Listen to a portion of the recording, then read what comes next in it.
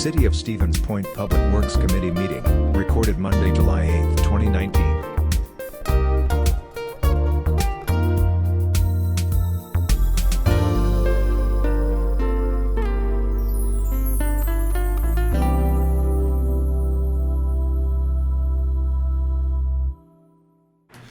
We'll call the Board of Public Works meeting to order at 7:14.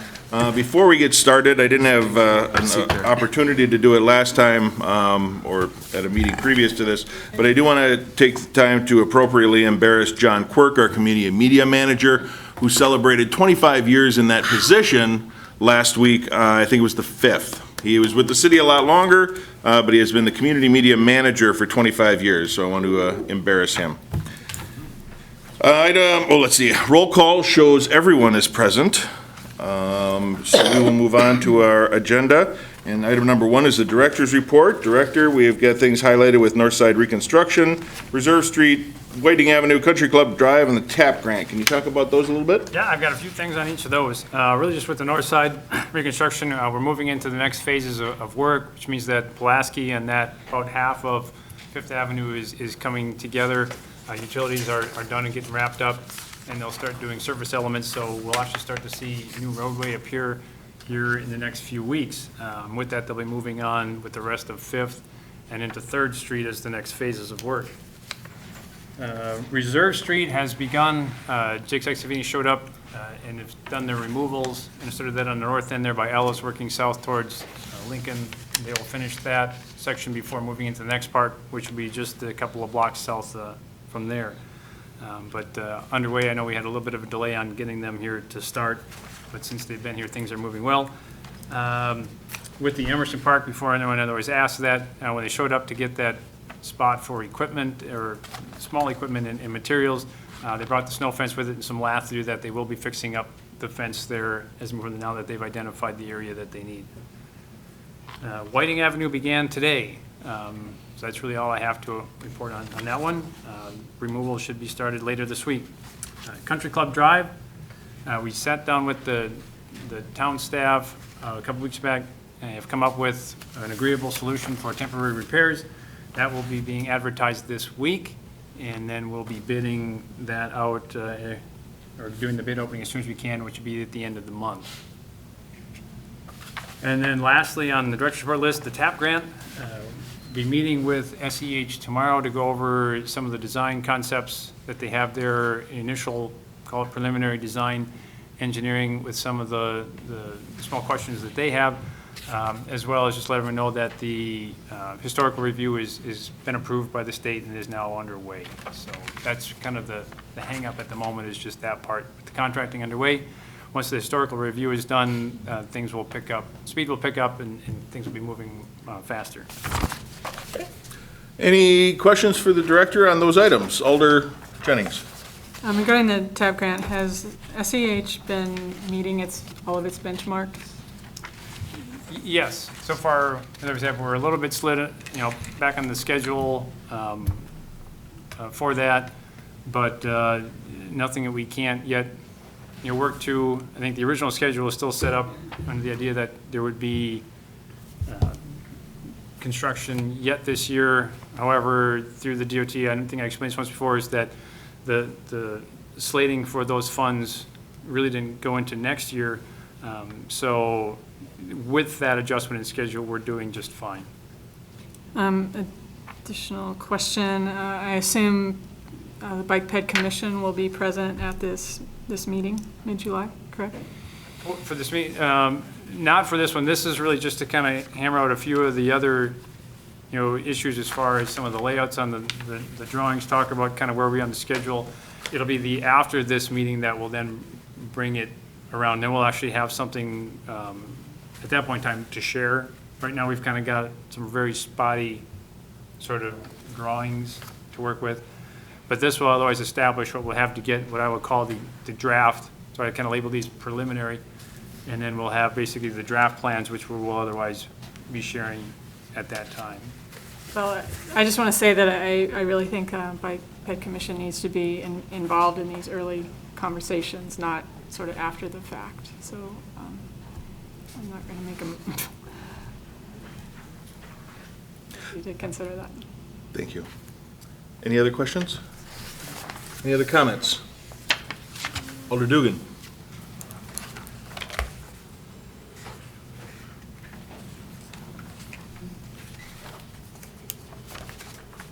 Just a couple of questions about Stanley Street.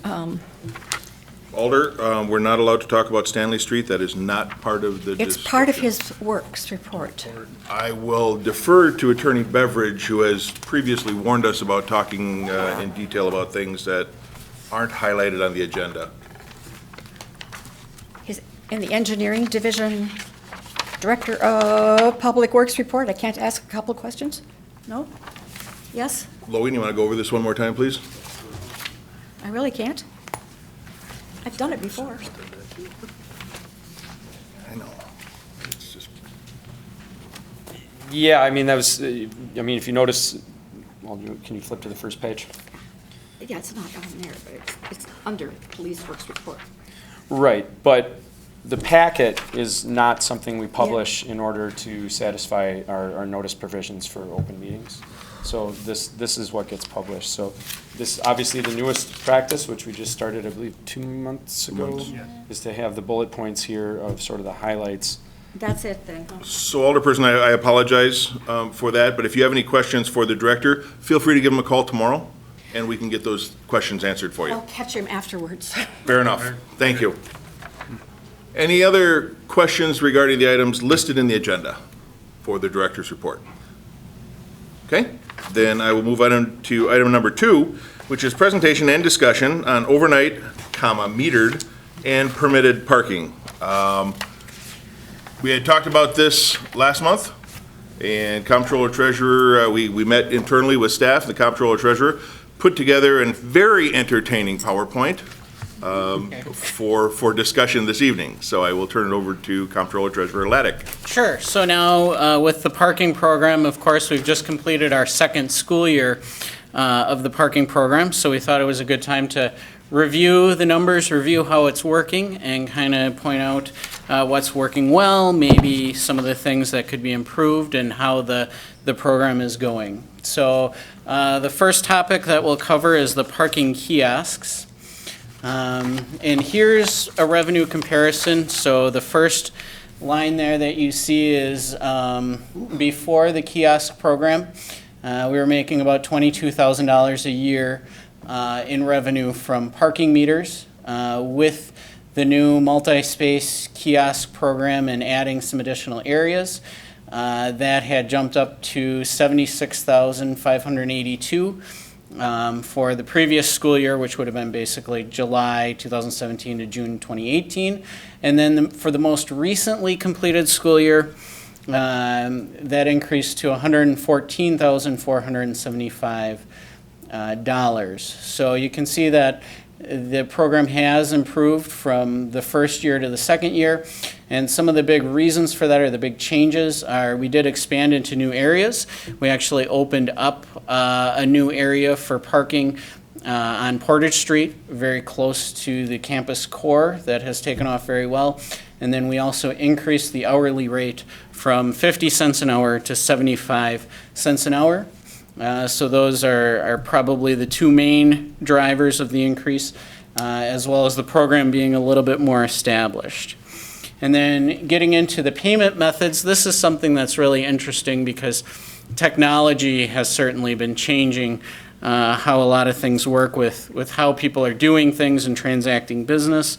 And our first year of the parking program, so basically last school year, we started out and we had 14% of the transactions were on the smartphone app using a credit card. And then you had 19% paying with cash, 67% paying at the kiosk with a credit card. So basically most of the transactions happening at the kiosk.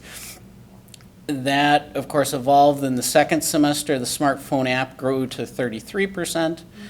And then this year, you can see it continued to grow 42% for the first semester, and then now for the most recent semester, you actually had 56% of the revenue that the metered parking is bringing in coming with people paying through the smartphone app, completely skipping the kiosk, totally taking the kiosk out of the process and doing it entirely on their phone. So you can see that certainly there's been very strong adoption there.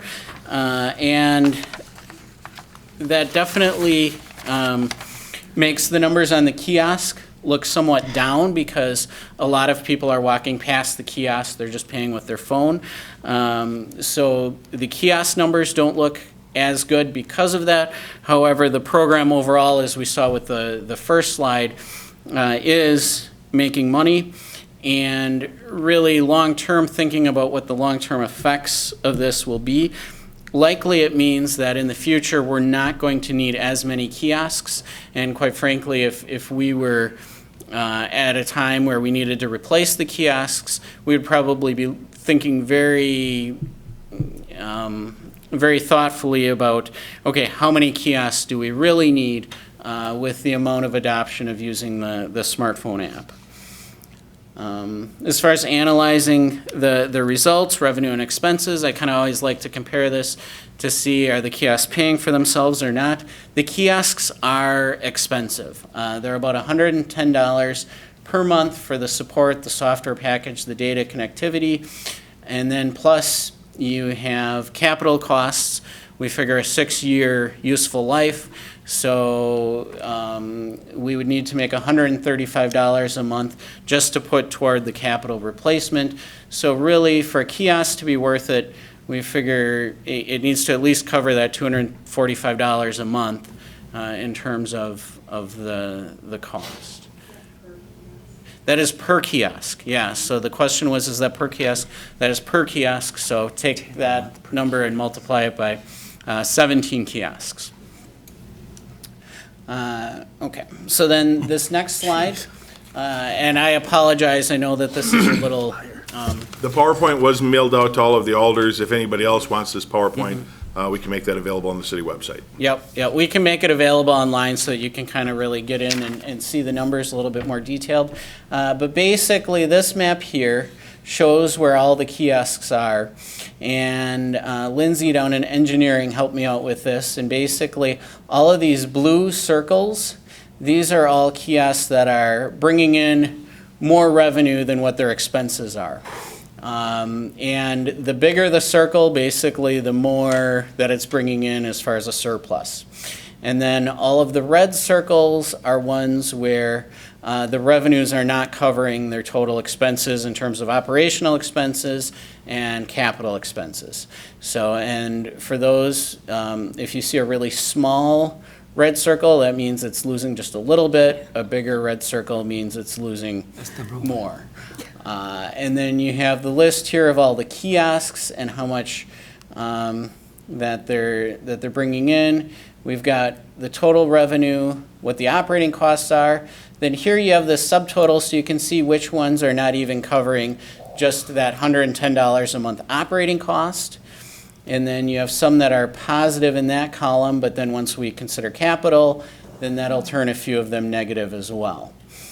And just to give you an idea as far as what those larger blue circles look like, you have one here that's $4,540 as far as surplus revenue, another that's $4,600. So, and those are kind of our two best ones are right here, very close to the campus core.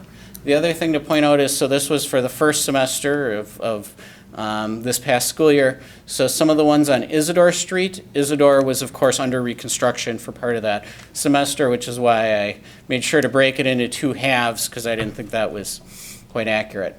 And then this is for the second semester. You can see some of the ones on Isidore did improve with that street being open again. But you still have some that are not covering all their costs as far as both operating and capital. So again, thinking about, okay, when it comes time to replace the kiosks, certainly you can see sort of where the kiosks are that get the most use that we would probably replace. And then the other thing that I would note is, so there are 3 kiosks that we identified, kiosk 1, 6, and 7, where both semesters, they didn't cover at least half, or they didn't cover at least their operating costs. So we're going to talk about those 3 kiosks a little bit, and basically what are, and I apologize that the map is small here, but basically these are the locations. So you have up here at the end of Isidore Street, you have Illinois Avenue close to Lot Q, and then you have the other one very close to Fire Station number 1. And these 3, since they're not even covering their operating costs, the other thing, they're fairly close to other kiosks, or at least they're in areas where somebody might be walking in one direction anyway. So what we would propose to do is take those 3 kiosks out of service, simply because there are other kiosks to use, and then also, as we saw, most of the students are paying with their smartphone app anyway, so that gives us a little bit more flexibility to say, okay, we don't need to have one on every block. Sorry. The one on Isidore Street, I know for a long amount of time in that lot, that Kmart lot, most of the folks were parking there because it was free. Mm-hmm. And I think now that that's not going to be free and there's going to be a new housing development there, I think that might change. Because I know when I was driving by there, that lot would always be full of cars. Mm-hmm. Sure. Well, and a key point, it would be interesting to see, usually people they want to park as close as they possibly can to wherever they're going. So, and especially if it's the same price anyway. So what you'll see on any of these streets, Isidore or Reserve, is you'll see people line up, and they'll start to line up closest to campus, and then as it gets filled up, it'll start going up the street kind of like that. And that's how you can tell kind of how busy campus is that day, is, okay, how far back do the cars go? So, certainly there would be room for them to fill back a little bit more, I guess. I did make a point of driving around campus just to see how it was all working out this year.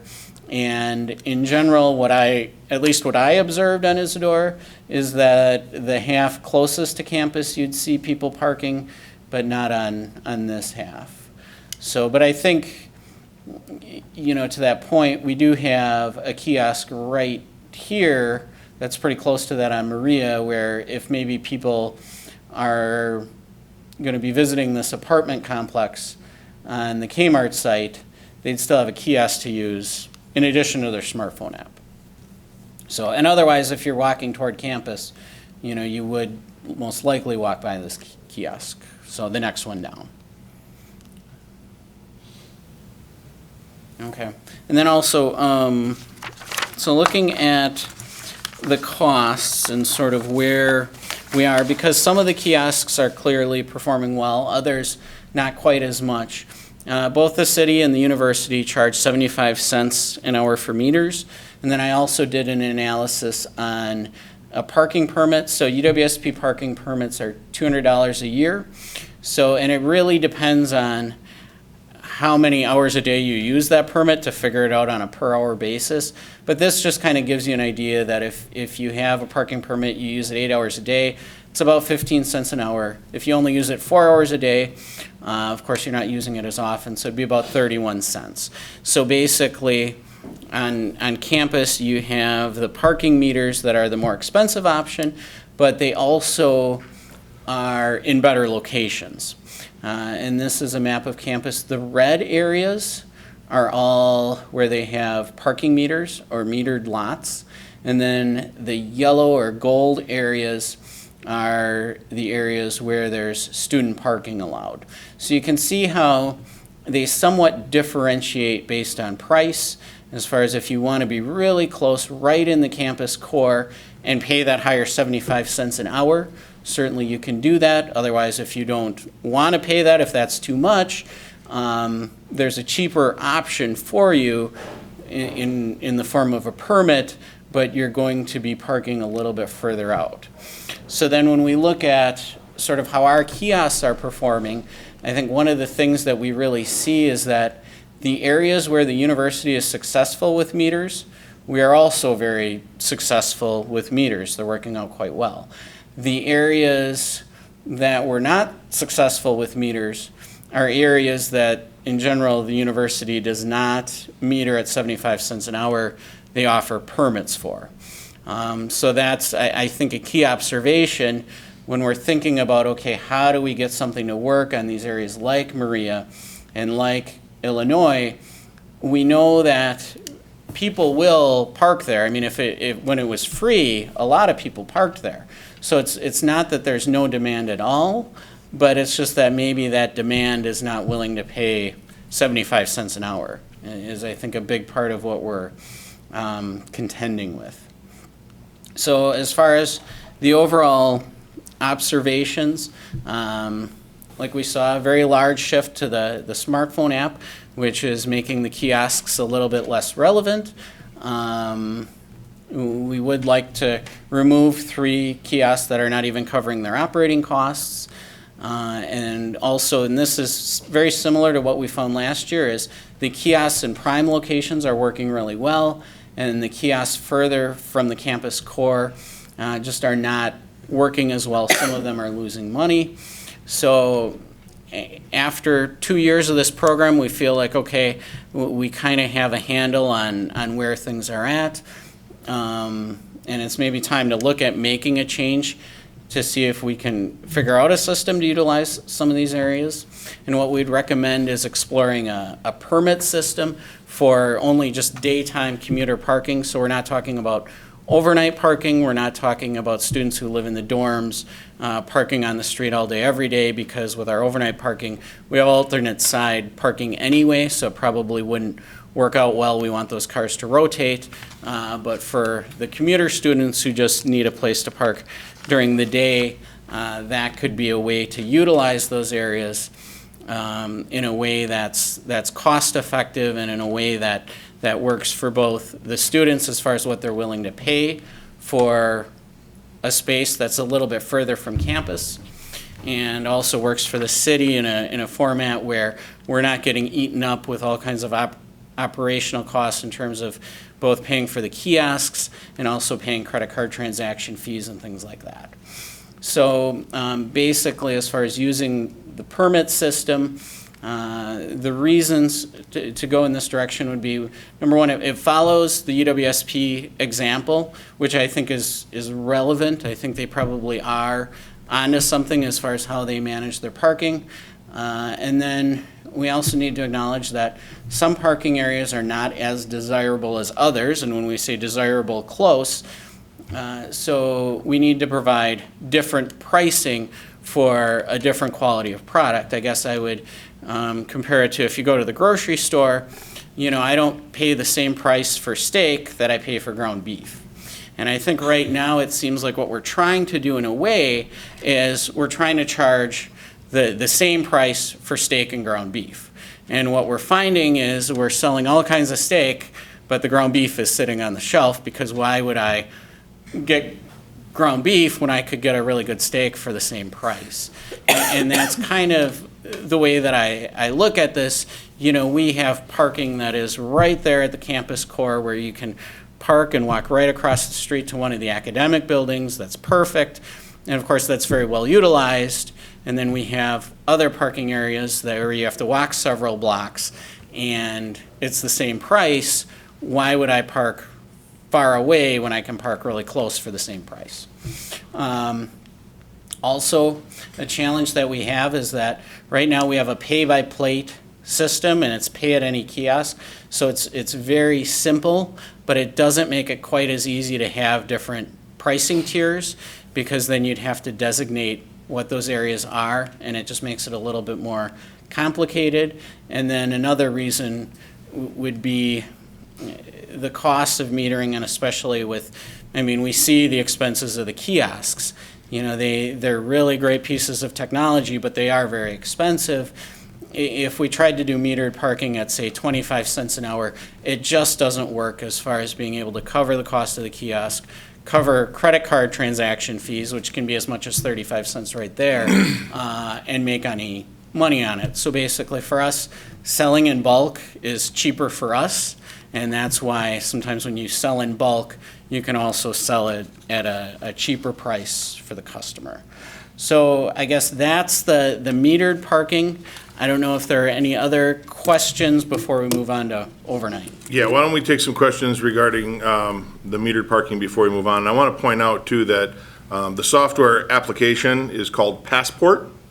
So those watching and listening at home, if you're interested, you can go to the Google Play Store or the iTunes Store and get Passport, which is also the same software app that the university uses. So I think the more people that catch on to that, they use the same app. It's just a different parking stall number. I think that helps too. And when we say pay by plate, we mean license plate. That is not the plate that you put your steak or ground beef on.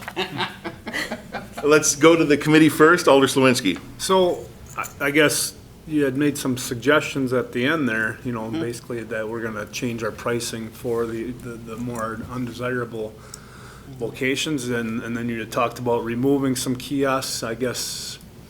Removing the kiosks, like putting them in the shed or, I mean, what's the thought there? When you're saying removing them, what are you gonna do with them? Yeah, and I mean, unless the director has other ideas as far as where to put them, if there's nowhere else that they can be useful, the thing is, right now, just by unplugging those kiosks and no longer paying for the software support, the data connection, and everything else that goes into it, we're saving money right there. And I want to point out, too, before we go too much further, that they're not just going to sit and get thrown out later. Eventually, was 6 years life expectancy? We're going to need to replace those. So having those available offers us the opportunity to replace them without having to buy another Well, kiosk. I guess my as concern well. is they're sitting in a shed until that 6 years is up. I mean, that's not good I mean, can we find other places to Well, I mean, utilize we'll it? definitely look for other places, but I think the short-term solution at least is to take them out so we're no longer paying fees to have them in service. And then we can always utilize them. You know, we've been things have worked very good so far. We've had very few issues with them. But, should that change here, one of the uses may simply be to scavenge those to make the other ones work without having to purchase, other parts. So we'll have to evaluate that, but we'll definitely look for other areas, but I think the prudent thing to do is just stop making the payments for those kiosks that really aren't performing. And I think when we looked at this originally, I mean, give even some more context, is that at the time, which is just even a few years ago, talking about the Passport app and how people utilize that, very good performance was somewhere in the 40% or so range, or thereabout, between 40 and 50%. The fact that we've gotten over that just shows you how things have changed even in recent years as far as the number of people using those. So when we purchased the number of that, which was actually suggested us to purchase more, I think the number from the study and from T2 and others was somewhere around like 2021. We stretched it out with the 17, thinking that weren't enough and wondering what the future would be. And yet, we still see ourselves now today, it almost has the appearance we purchased too many, although I think the data that has been shown just shows there's just a huge shift in how people are paying for parking, more than anything else. And I think we're just kind of caught in that shift. But yeah, we'll look to see what we can do with them.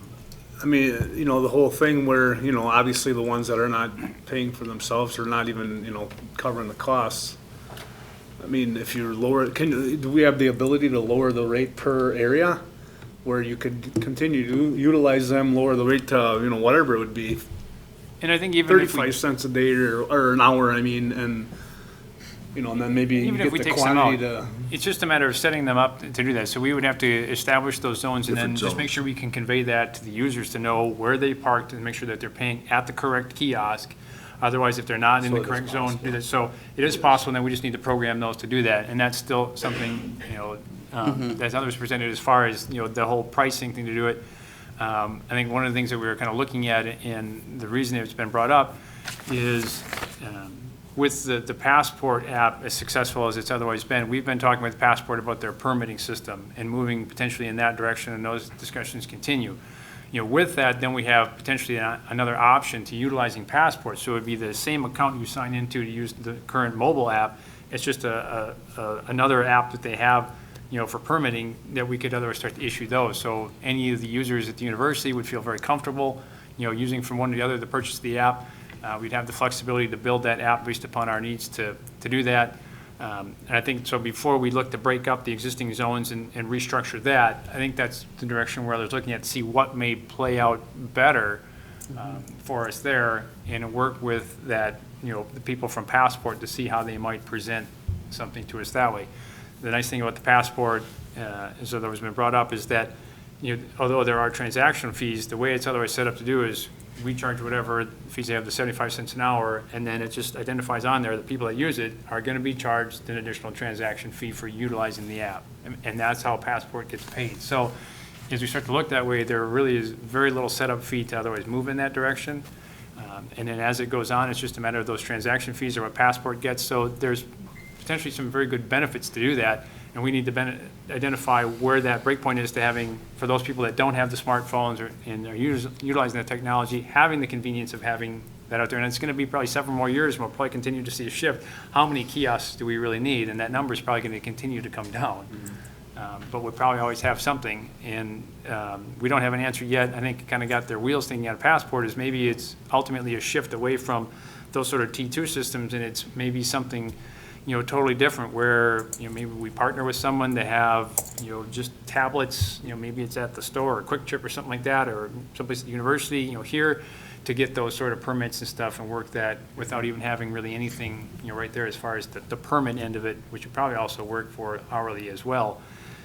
Or just something that may be out in the field that looks totally different than what it is now, which is maybe something more like you see at the, car wash, which is just some sort of, stand there with essentially a touch screen, on it and in there. Maybe that could be the future. We haven't gotten that far, but kind of the direction we're going. And then one last thing here, and I'll turn it back over, it's getting long-winded here, is the nice thing too is since we're using the Passport app and we have that, is by working with another Passport tool in the permitting, then we actually have the opportunity where we can start to, even mingle these things together potentially. And that being that someone could potentially get a permit to park within that area, and maybe we could have multiple tiers of permitting, which would allow someone to pay for an annual pass to park, even in the higher tiered area there. They have the ability to then work within there, depending on how it's permitting, since they manage all the databases instead of using the T2 system and the Passport system, and then which actually the license plate reader, which is the Genetec, and then you basically have 3 pieces of equipment, of hardware, software, all trying to communicate. Now, one of the things that they offer is they offer all of that. So you'd have, one supplier responsible for everything, and then they have better opportunities to integrate those things to give more flexibility. They didn't offer that when we purchased it. Yeah, it was not available when we first entered the market here. So those are some things that would do that. And I know it's been brought up as far as, if we can do that, because then we could actually look to issue, those permits within there, whether they're, residential permits. I know like the Briggs Street, College Street area where there are homes there, whether it's something like integrating that in to it, to just students, trying to get part-time, or even expanding the zone beyond there to add additional, parking opportunities. So there's some flexibility things that we're still looking into there. Okay, did that cover all your questions? Oh, yeah. And that's something else. And then some? Any other questions from the committee? And I guess if I can just, throw Absolutely. one thing on top of that, as far as the question about can't we just meter at a lower rate, say 25 cents, 35 cents for some of these non-prime areas, I would say it's an option. There's 2 things that we need to be real mindful of.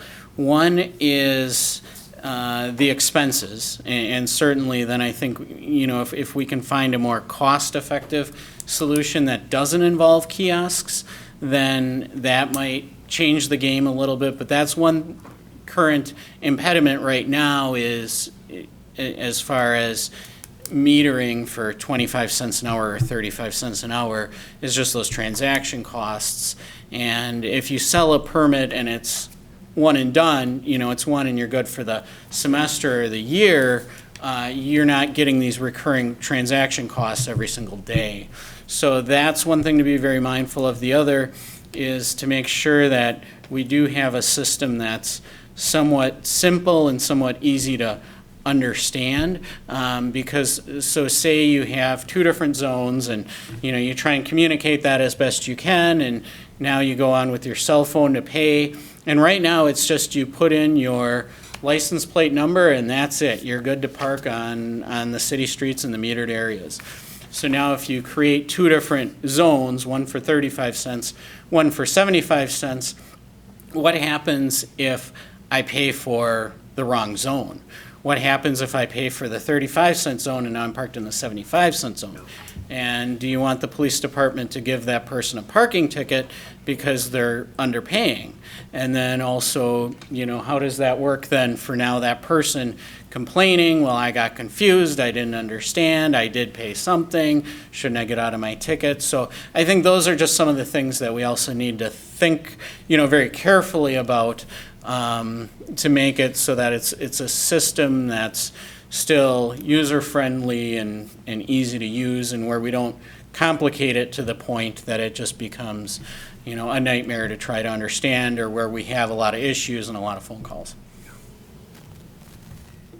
I had a comment. I think from what the CODS pays for parking is a real, it's really cheap compared to other schools. On any campus, parking's always a challenge. I like what Corey is saying about doing if we do the semester permits and so on, I think that would actually save us a lot of money. I forgot how much those kiosks cost. And the price point that we would have, I don't think that we could afford 25 cents and still cover the cost of the kiosks we have. Yeah. But I think for what the students are getting, I think that $200 a semester is actually pretty cheap. Especially if you go to UW-Madison, Eau Claire, La Crosse, and so on. And that's always going to be a issue is parking. No one wants to pay for it. And that's just kind of the way that it is. But that's something that needs to end up being done to try to encourage the type of behavior that we want, so that we're not at like UW-Madison where you can't park anywhere and the traffic is horrible, and it's just a horrible experience. Okay. Any other comments from the committee? Alder Nebo. I kind of like the idea of doing like a semester permit on those streets over by Schmeekley, Maria and Michigan. When it was free, they were parked up all the time. Well, as soon as they have to pay for it, they don't want to park there. But if we were a little bit underneath the city lot, the campus lot, that wouldn't be a bad deal. But do you sell by the number of spaces and say, these 100 spaces you can park in any of these with this permit? Or do you oversell? Because if I don't have a class on Friday, I'm not coming to campus, and you may have ones sit open. Would that even be a concern? They just pay for it? Need to be careful. Or do you oversell your spaces? I know that the university used to do that a little bit more than they do now. I think what you'd maybe have to do is the first year, you just sell what you have, so everybody has a space, and then you could maybe look and see how it goes and see if there really is excess capacity or not, and then make a determination at that point. But certainly you definitely don't want to get into trouble where you oversell too far and now people paid for a permit and they don't have a spot to park. So. Okay. Any other questions from the committee? Alder Zarzua. So if we had permits on those streets, those streets would only be permit parking? Yes, that would be the general concept. Alder And that would be during the day, and right now, our metered hours are only Monday through Friday as well, so, you don't have to pay on Saturday or something like that. I think that's the way it is on campus, too. Alder Jennings. The university would help the city out a lot and also be a good partner if they charge the proper amount for parking. And that's been an ongoing discussion forever. And they don't charge nearly enough for parking. And people get to store their cars on campus very cheaply. And that's not how services should be run, so. Okay. Comments from the audience. Alder Nebo. Don't go too far, Corey. Okay. Kind of want a steak right now. Cindy Nabel, District 3. I live on Phillips Street. We're talking about financing, but the conversation has not ever been completely figured out for convenience of people that live in this town. It's not all about money, it's the fact that people don't have a space to park when they need one, that are residents because they live near the hospital or they live near the college. The only reason the kiosks are doing really well in those 3 blue ones is because there are now kiosks for parking on Portage, as you stated, that didn't have parking, and that was, I brought that forward to Director Badoon. That was an area that was underutilized, that we didn't have parking at this time, on Reserve Street, and then also on Phillips Street between Portage and Briggs. Those are now always they're full. Great. What has happened, though, we have found a way to make that a revenue, so it looks like, oh, those kiosks are doing really well. But those of us that live on the whole block of Briggs and other areas have nobody parking there, hardly ever. Put it that way, maybe 1 or 2. We can't park there unless we pay. And many people I know have gotten tickets, including myself or my husband, but many people, other students or people that are residents there that are renting, have been there for years and years. Very upset and frustrated, but we have not come up with taking care of the residents permit parking. Because here we got, it kills you. It's all open, but we can't park there. Well, you have to pay. And before this came up, again, it's like giving the negative to the people that live closest to campus or in the city area. You can imagine what people feel like in downtown if they're going to be paying. We're upset. We have not been taken care of. They gave 3 spots for all the parking of residents that live in the area from Maria to Maine, from Division to Michigan. 3 spots. And unfortunately, they're right by me, and I don't feel comfortable with that. It is not helping people that cannot walk a distance, that don't know how to use a computer or a kiosk, and so we're stuck. And many people end up with 10 minutes leaving their car and then getting a ticket. I'm not blaming the police on that, but the problem is we have not taken care of this issue before we started implementing charging people, when we've already lived with not being able to find a parking spot unless we're watching for one so we can move our car out because someone's coming to fix our furnace or something like that, or a friend's coming over. We have not been taken care of, yet we're the taxpayers. And I just feel really frustrated because I've heard it from so many people in my area that they feel, when is this going to, I keep telling them, well, they're working on it, they're working on it. Well, La Crosse has a method, and I don't know why we can't just have a permit that has to go to the person who has the residence. Their license has to be registered to their residence for them to have an ability to park free near their house, not for downtown or anyone else, but nearby. It doesn't mean there's a guarantee it's right in front of your house or that you don't walk 4 houses down to get to it. But we have not done that, and it's been very unfair to the area that people have had to put up with so many things, and we want to keep people buying houses, and yet, why would anybody want to? I had a friend to me this weekend say to me, I would never buy a house over here, ever. Where would I ever park? Where would my friends ever be able to park? They'd always have to pay. You know, we are looking at this as a revenue, but there are real people that this is affecting. And then when you sit there and watch that the street is completely empty, it just rubs salt into the wounds. And I think it's just sad that we have not addressed this. It's been almost a year since we put these in.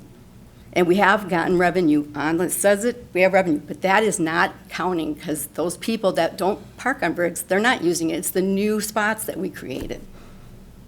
So the problem is, if you don't have parking there, you can say, okay, it's free again. They'll be back there, just like they are on Ellis Street and on East Avenue, causing problems for the people that are picking up their kids at Jefferson School. So put those kiosks over there then. You know, but it's always been so that you prevent that and push people back. But what's happening is it doesn't matter what the cost is, they're going to go for free, majority of the people. But yet, the residents that need it here and there have no spot because they'd have to pay for it each time. And many are elderly, cannot use those systems easily. They could go out and put money in a meter, but they would have a hard time doing this.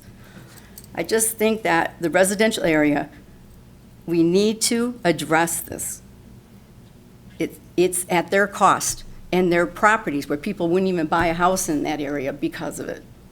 And they deserve to be able to have at least one spot or one ability to have a permit. And La Crosse is doing that, and they have a permit, and they do it by having that required, and every year you have to go. It's your responsibility to make sure you renew it, not the city's, to get that again. But it shows you're a resident, whether you're renting or not, doesn't matter.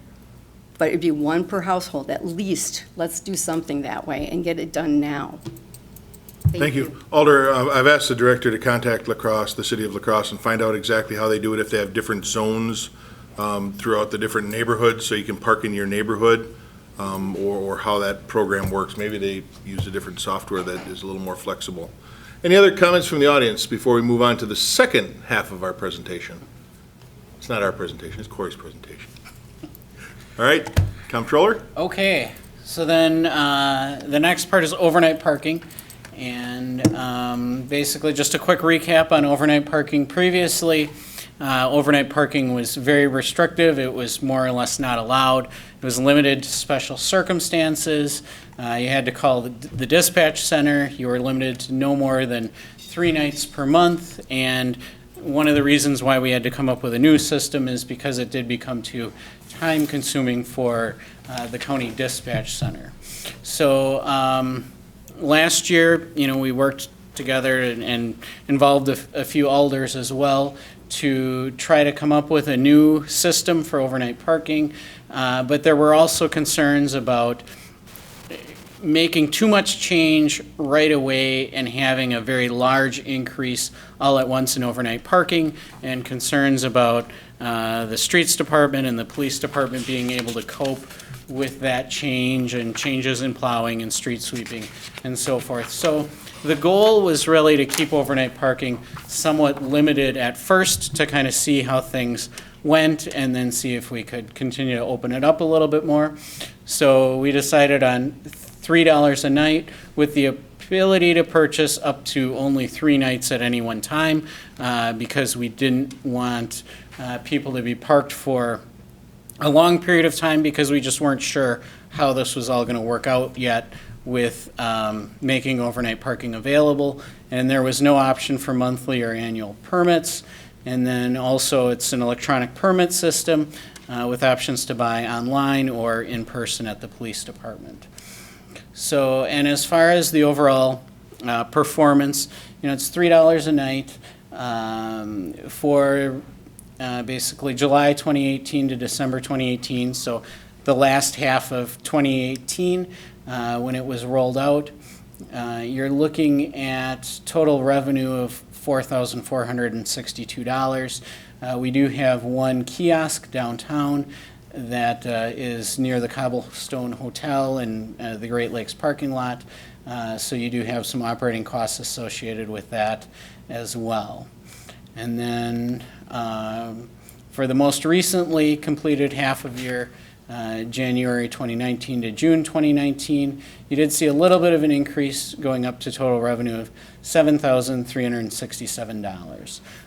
Also, there are different ways to pay. You can pay at the kiosk downtown, you can pay with the smartphone app, and you can also pay online. As you can see, the smartphone app, again, it beats online or at the kiosk. And it increased, the smartphone app use increased from the previous.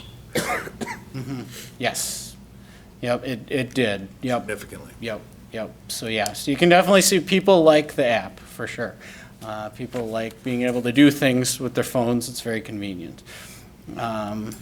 So overall, this is just 1 year of data. It's not nearly as complicated as looking at individual kiosks, but we can see that the use of overnight parking has stayed somewhat limited. It hasn't necessarily become a big issue where all of a sudden we've got all kinds of cars parking on the street overnight. The departments have been able to cope with that change reasonably well.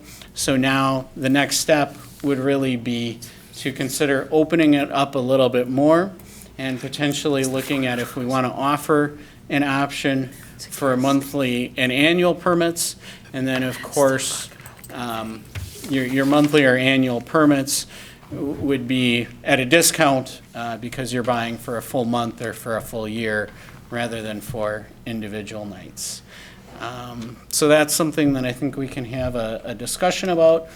And then basically to summarize the whole thing as far as recommended next steps, we talked about it taking the 3 kiosks out of service, talked about developing the commuter daytime permit system for underutilized areas, and then also adding options for monthly and annual overnight permits would be sort of the next logical step for the overnight permit system. And I think we need to add, as Alderperson Nabel pointed out, some sort of solution for residents that are in Yes. these kiosk areas. Yep. And I would agree. And last year was, of course, the first year that we really had kiosks in areas that are, in neighborhoods. So, and certainly I know we didn't know quite how it was going to work out. Briggs Street used to be parked just full all day, every day, and it's amazing how something can change so much in a year. So, I think it's just a matter of getting some of these things figured out. So. Okay. Questions for the comptroller from the committee? Alder Kneebone. Do we have any idea what the dollar value is for an overnight parking space? Is there So- any way that, does the engineering group figure that out, or would we find that? There's Is there a way to various- find that out? Yeah, there's various forms of data, and generally, and the director can correct me if I'm wrong, generally, it's probably between $250 to $400 or $500, depending on how heavily it's used, how much it needs to be resealed, repainted, plowed, swept, those sorts of things. Director? Yeah, it's somewhere otherwise often Daily. thought to be in that. I'm sorry, for that annually. Annually, Annually. yes. Yeah. Was the thing I was gonna put annually there as far as just the maintenance and stuff and upkeep for that portion of the roadway that they utilize for that. Because the other thought then is you could eliminate that portion for the parking that narrow up the roadway, and there is no then additional cost for the original construction and then, maintenance throughout the years. So somewhere in that ballpark, we could look at it a little bit more, but that's often accepted in that 250, 350 range annually. Does that answer your question, Alder? It does, yes, thanks. Any other questions, Alder Jennings? I guess I'm going to say what I said 2 years ago now. I continue to be sort of baffled with our approach, and I continue to not understand the focus on overnight parking. But everyone knows that I believe in paid parking. Parking is not free. And we need to pay for those roadways, and it needs to be the users helping to pay for those roadways. But it's paid for during the daytime, and I'm an advocate for permits, and they're paid permits, including people who are residences. And one thing I get really stuck on is we're asking people to pay for overnight parking, and Madison doesn't even have paid overnight parking. But you pay during the day, and everyone has to have a permit, and everything's designated, it's all paid out, but you don't pay overnight. And if Madison's not doing it, why in the world is Stephen's point? So I still feel like we have the wrong approach. We have this mismatch of just kind of trying things, and I know that sounds very critical of staff, and I apologize for that because I know everyone is working hard on this, but we have Public Works looking at parking, and we have police looking at parking, and we have community development looking at parking, and everyone has their different interests in how parking works, and it's not coordinated, and quite frankly, it's not working. And I'm not saying you're not trying, but again, I don't understand this overnight thing. Pay for parking during the day and get a permit system in place. Not 5 years from now. Let's get it done. I don't get the overnight, so thank you. Thank you. Any other questions or comments from the committee? Alder Morrow? I mean, I know that the staff's been working on this, but we're not Madison, we're not Chicago, where everybody has to pay every year to park in the city, or else you get your car towed. We are in Stevens Point and trying to see what works here and what the public will allow, and what we could bring the public to start to accept as well. And that's part of the process that I think that we have been trying to go through. The kiosk was a big thing that we talked about that for months and months and months. And some of it's working, some of it isn't working. I think part of it's trial and error. What we should have something for the residents around the college, around the hospital, and so on. Trying to find that happy medium is what we are tasked to really do. I don't think that everybody in the city of Stevens Point should have to buy a permit to park inside of the city. I know Hull and Almond would really love that, but I don't think that would really work for the city. That would just push us, I mean, just like with the parking for the college, that would push everybody out at a time when we're trying to push people in or trying to encourage folks to move in. Parking is not free. Tori's right about that. But we have to also find a way to pay, trying to have to pay for that. And that's what we're going to continue to try and do, and find that happy place that we're able to actually do it. Okay. Any other comments from the committee? Yeah. Alder Nebo. I agree with Alder Jennings about the overnight parking. I think it should be alternate side and it should be free like it is in Madison. And I think when we last visited that, I voted against charging for the permits. If we can charge enough during the day to pay for the maintenance of the parking space, why not have it free overnight? And for the folks that live in areas where you have to pay during the day, it's only fair to give a homeowner at least one free permit. It's not fair to make them pay again for something. So I think, and it would be easier for enforcement too. If you're parking everybody on one side of the street, you look down the street and you just ticket the odd car. You don't have to check the license plate or anything. Just makes it a lot easier. I think overnight should be free, and the daytime should make enough to pay for the maintenance of the parking spaces. Okay. I just want to point out one thing, because I'm not sure that we're talking about all of the parking spots, because as Alder Jennings says, parking isn't free. Someone's paying for the maintenance of those roads that you park on. However, charging, let's call it $300 a year to maintain a parking spot on College Avenue is fine. However, we're not paying anything or getting any kind of compensation on the parking spot on 6th Avenue that nobody's paying for. We have about 150 miles of road in the city. Most of those roads, a majority, have parking available on them, whether it's hourly parking or otherwise. Those spots have to be paid for too. And we made a decision as a body to bring up or bring down our rebuild period. It used to be about once every 150 years.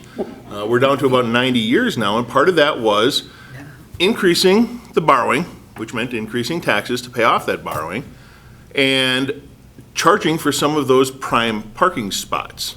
And you saw that in the director's report. We're doing a lot more road reconstruction and maintenance than we've been doing prior, 5 years ago.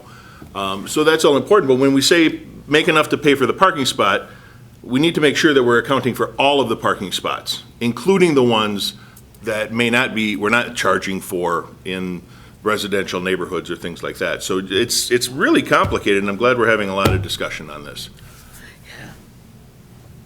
Alder Jennings? Yeah, I just totally agree with you again, but it's during the day. Prentice Street is a great example. During the day, from one end to the other, there are cars parked on it for free. At night, there are no cars on Prentice Street. If you want to capture those people, you have them pay during the day.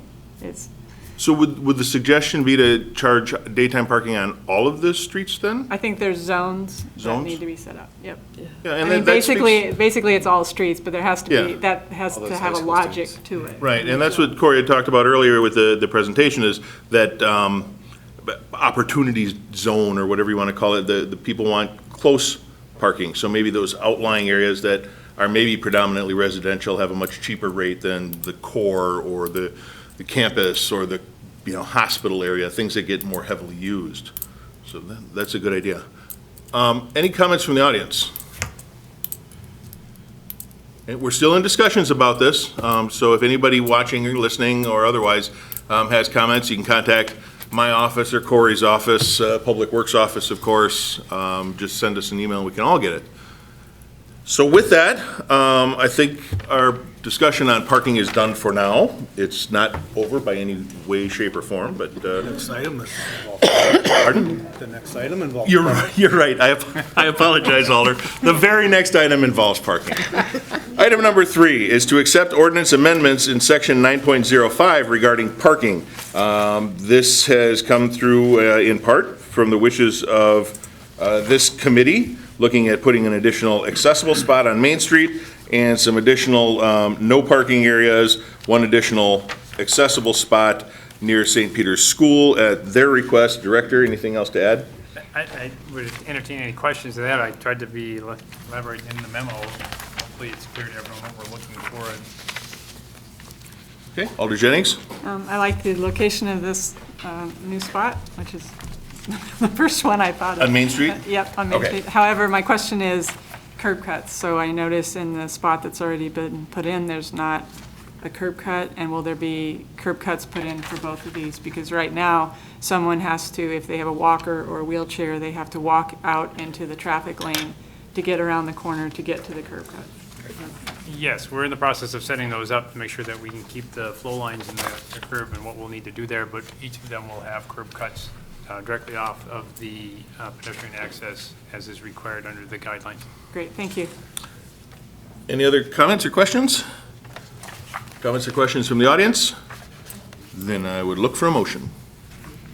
Alder Nebo. I would move to accept the ordinance amendments in section 9.05 regarding parking. Thank you. Seconded by Alderperson Morrow. Discussion there. Hearing none, all in favor say aye. Aye. Any opposed? And that is approved. Item number 4 is to approval for accepting the lowest responsible bidder for Country Club Drive not to exceed $57,500, including contingency. We talked about this earlier. We won't have bids until later this month. We're looking for authorization for this dollar amount so we can expedite the process as quickly as possible. Director? Yes, that's exactly what we're otherwise trying to do. I think if there's any concern over, we've put out our price. That's really the way we went into it. We're trying to build it up. We needed to talk to the people in the industry to make sure that we could do the repairs for the price. So I don't think we've given anything away by trying to do this. We did talk to the town of Hull. This is exactly what they've done so that they can move quickly as well. So we're just looking for pre-approval on this to take the lowest responsible bidder and then move those contracts forward so we can get the work done as soon as possible. Alder Slawinski. I'll move approval to accept the lowest responsible bidder for Country Club Drive not to exceed $57,500, including contingency. Thank you. Do we have a second? Second. Seconded by Alderperson Morrow. Any discussion there? I have a question. Absolutely. This will make that road good enough until we can engineer a good fix? That is correct. These are the temporary repairs to get us through, the winter. We're looking into different options. There's 2 basic options. One is essentially a wedge and overlay on the northbound lane and then some patching and then some repairs on the southbound. The other one is a complete overlay of both lanes. We'll be looking at the alternates to see what it is. But both of them should give us that, time frame. We're looking at something that probably would be in the 2-year-ish projected lifespan, so should get us through the winter to get there, and if there should be any hangups, we haven't sold ourselves short on that. Looking at other lesser options just seemed to spend a lot more money with less of a guarantee we were going to get through the winter, and we didn't want to take that route, take those chances to in that regard. So, but this works with what we were talking about in previous meetings as far as the amount of money we're always looking to do. We feel we can do this and get through the winter or potentially 2 if need be. Okay. Good, thank you. Alder Jennings. I just want to make a statement, I'll be voting no on this, but my objection is that these costs that the city is now having to pay for are the direct results of the bad planning around the Hoover overpass and the traffic on there, and just a lot of bad decision making. So I want it for the record that I'm voting no on this. Okay, thank you. Comments from the audience? Okay, do we have a motion already? Yes. Yes, we do. I did. Okay, all those in favor of the motion signify by saying aye. Aye. Any opposed? No. Noted. And that is approved. Now, we have 8:17. If we give it another, 13 minutes, we can have the time clock right. But we'll adjourn at 8:17.